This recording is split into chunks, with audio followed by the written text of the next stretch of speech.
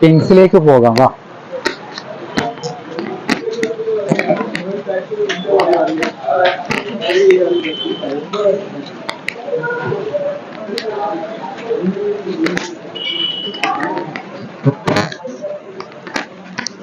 നിങ്ങളാ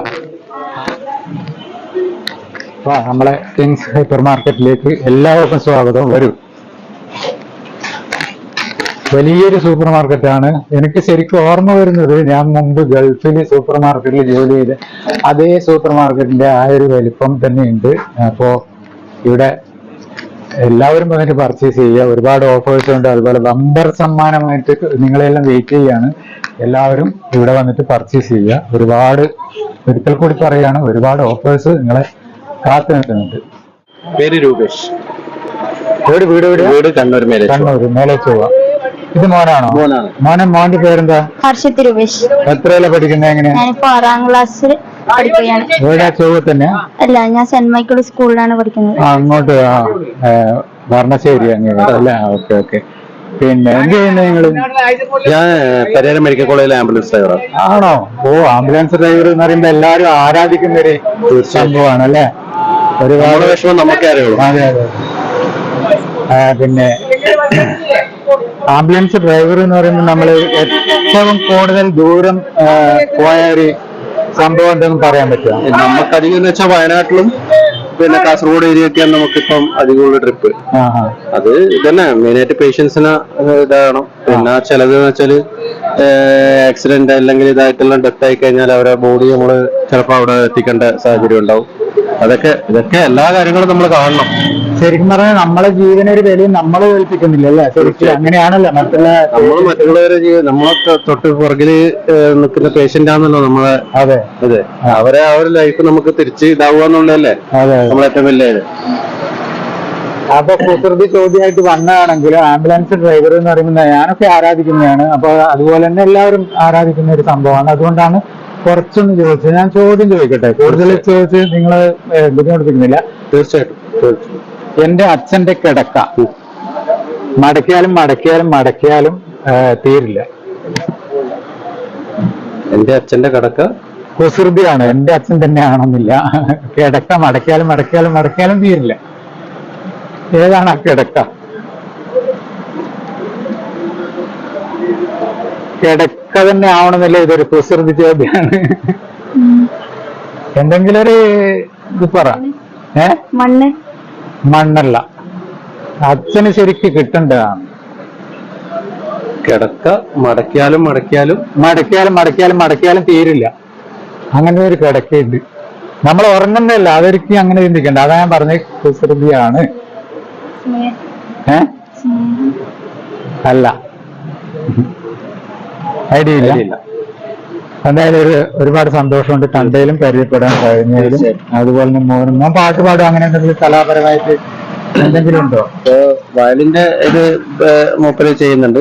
സ്കൂളിൽ നിന്ന് തന്നെ വയലിന്റെ കാര്യങ്ങളും വയലിന്റെ ക്ലാസ് കാര്യങ്ങളൊക്കെ കണ്ടക്ട് ചെയ്യുന്നതാണ്. പിന്നെ മാർഷൽ ആർട്സിന്റെ അകത്തും അത്യാവശ്യം പോകുന്നു. ഈ സമയം അത് നിർബന്ധമായിട്ട് വേണം എല്ലാ കുട്ടികളും. വേറെ ടൈമിൽ വെച്ചാൽ ഇപ്പോഴത്തെ കുട്ടികളൊക്കെ അത്യാവശ്യം പഠിച്ചിരിക്കേണ്ട കാര്യങ്ങളാണല്ലോ. അപ്പൊ എന്തായാലും സന്തോഷമുണ്ട്. പിന്നെ ചാനലിന്റെ പേര് മാമ്പൂ മീഡിയ ആണ്. ഒന്ന് ഡ്രൈവറോട് ചോദിച്ചാൽ പറഞ്ഞു തരുവാ? ചോദ്യം ചോദിച്ചാൽ പറഞ്ഞു തരുമോ? ചോദ്യം കേട്ടില്ലേ? അറിയില്ല. ഓക്കെ. നമസ്കാരമുണ്ട്. നമസ്കാരം. പേരെന്ന് പറയുന്നത്? പേര് ജിഷ. എവിടെയാ സ്ഥലം? കാനാട്. ഇവിടെ അടുത്ത് തന്നെ അല്ലേ? അപ്പൊ ഇന്ന് സൺഡേ ആയിട്ട് പർച്ചേസിന് വന്നാണോ? അല്ല, അതെ അല്ലെ. പർച്ചേസിങ് കഴിഞ്ഞാ? മോളാണോ ഇത്? മരുമോള്. മോളെ പേരെന്താ? ദേവാംഗന. അപ്പൊ എത്രയിലാ പഠിക്കുന്നേ? 7. എന്തെങ്കിലും കലാപരമായിട്ട് വല്ല കഴിവ് അങ്ങനെ എന്തെങ്കിലും ഉണ്ടോ? ഇല്ല അല്ലേ? പാട്ട് പാടുവോ? ഒരു മിനിറ്റ്, ഞാൻ ചേച്ചിയോടൊന്ന് ചോദ്യം ചോദിക്കട്ടെ.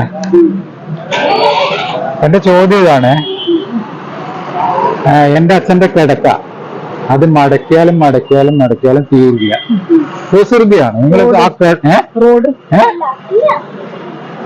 എന്ത് പറഞ്ഞോ? ഉത്തരം കറക്റ്റ് ആണ്. പറഞ്ഞോ. റോഡ്. അതെങ്ങനെ പറയാൻ തോന്നിയത്? അല്ല നമ്മൾ ചെറുപ്പത്തിലേ കേട്ടത് അങ്ങനെയാണ്. ഓ മൈ ഗോഡ്, വെറുതെ ഈസി ചോദ്യം ചോദിച്ചു അല്ലേ? അപ്പൊ ഇതിന് നിങ്ങൾ എന്തായാലും ആൻസർ പറഞ്ഞു. അപ്പൊ ഇതിനൊരു സമ്മാനമുണ്ട്, ക്യാഷ് പ്രൈസ് ആണ്.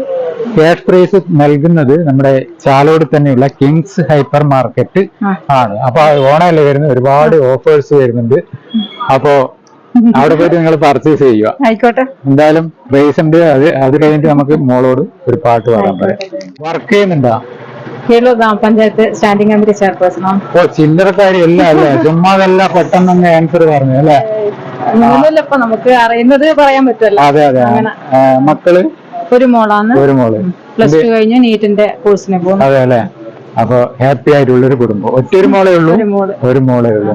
അപ്പൊ ഈ സമ്മാനം നൽകുന്നത് കിങ്സ് ഹൈപ്പർ മാർക്കറ്റ് നമ്മുടെ ചാലോടാണ്. ഒരുപാട് ഓഫേഴ്സ് ഉണ്ട്, അതുപോലെ ഇതേപോലത്തെ പ്രൈസ് ഒരുപാടുണ്ട്. അപ്പൊ എല്ലാവരും പോയിട്ട് അവിടെ പർച്ചേസ് ചെയ്യുക. അതുപോലെ ഫാമിലി എല്ലാവരും ഒന്ന് പോയിട്ട് ഒന്ന് കാണണം. അതെ. ഓ സ്ഥിരമായിട്ട് പോകുന്നതാണോ? ആ അടിപൊളി. പിന്നെന്താ വേണ്ട, അറിയാലോ കാര്യങ്ങൾ. അപ്പൊ എന്തായാലും ക്യാഷ് പ്രൈസ് പിടിച്ചോളൂ. ഇതിനു മുന്നേ ഇങ്ങനെ വല്ല കുസൃതി ചോദ്യം എന്തെങ്കിലും വന്നിട്ടുണ്ടോ? നമ്മള് തമാശയായിട്ട് കളിക്കുന്ന സമയത്ത് പറയും, കിസിന് ആൻസർ കിട്ടലുണ്ട്. അല്ല ഇതേപോലെ ചാനലിൽ വന്നിട്ട് ചാനലിന്റെ മുന്നിൽ ഇല്ല അല്ലെ? ഇപ്പൊ എന്ത് തോന്നുന്നു? സന്തോഷം തന്നെ. പെട്ടെന്ന് ടെൻഷൻ അടിച്ച് വരുന്നായിരുന്നു, വണ്ടി ഓഫ് ആയതുകൊണ്ട്. ഓ വണ്ടി എന്നിട്ട് എവിടെയുള്ള? കിങ്സിന്റെ മുമ്പ് തന്നെയുണ്ട്. കിങ്സിന്റെ മുന്നിൽ തന്നെ. എനിക്ക് തോന്നുന്നു കിങ്സിന്റെ മുന്നിൽ വണ്ടി ഓഫ് ആയത് ഈ ഒരു പ്രൈസ് കിട്ടാൻ പറ്റില്ല. അത് സന്തോഷം തന്നെ. അവിടെ നിന്ന് ഇങ്ങോട്ട് വന്ന് എന്തായാലും കണ്ടതിലും പരിചയപ്പെട്ടതിലും ഒരുപാട് സന്തോഷമുണ്ട്. ഏത് പാട്ടാ പാടുന്നത്? ലോകം ലോകം മുഴുവൻ സുഖം പകര അല്ലേ? മോള് ഒരു പാട്ട് പാടുന്ന പറഞ്ഞിട്ടുണ്ട്. മോളെ കൊണ്ട് നമുക്ക് രണ്ടുപേര് പാടിക്കാം അല്ലെ? ഏതായാലും സന്ധ്യ ആയിരിക്കുന്നത്. മോളെ ഏത് പാട്ടാ പാടാൻ പോകുന്നത്? ലോകം മുഴുവൻ സുഖം പകരാണ്. എല്ലാവർക്കും ലോകം മുഴുവൻ സുഖം ഉണ്ടാവട്ടെ അല്ലെ? എന്നാ പാടും. ലോകം മുഴുവൻ സുഖം പകരാനായി സ്നേഹദീപമേ നീ തുറക്കൂ.